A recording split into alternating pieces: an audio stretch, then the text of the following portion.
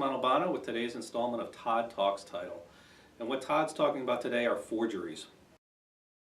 What happens when a document is supposed to be signed by one party and it looks like it's signed by that party, but it was forged?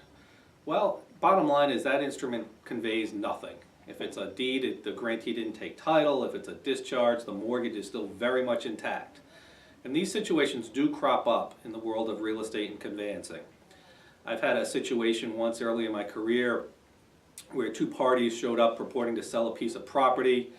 I asked for their ID. One of them excused themselves to go get the ID, and long story short, before too long, both were gone, and it turned out that the whole thing was a scam or an attempt at a scam.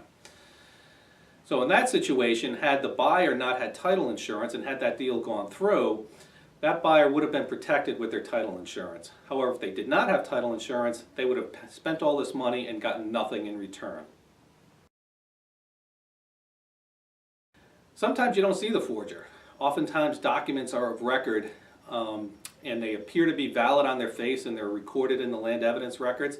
However, they've been forged and there's no real way of detecting that.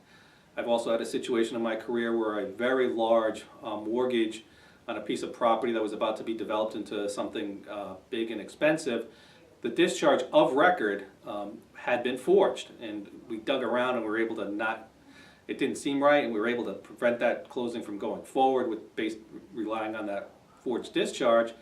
But that's a situation where had that deal gone through, and it very well may have because the discharge looked perfectly valid, the buyer, the new lender, all of them would have been subject to that prior lien, which was not discharged because of the forged discharge did nothing.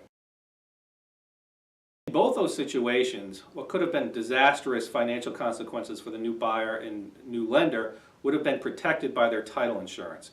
In both those situations, had those transactions closed and those forged documents been relied upon, your money would have been out the door and you would have had nothing to do but go chase a forger who just is, I'm sure, many miles away by now. Very rarely does that work out.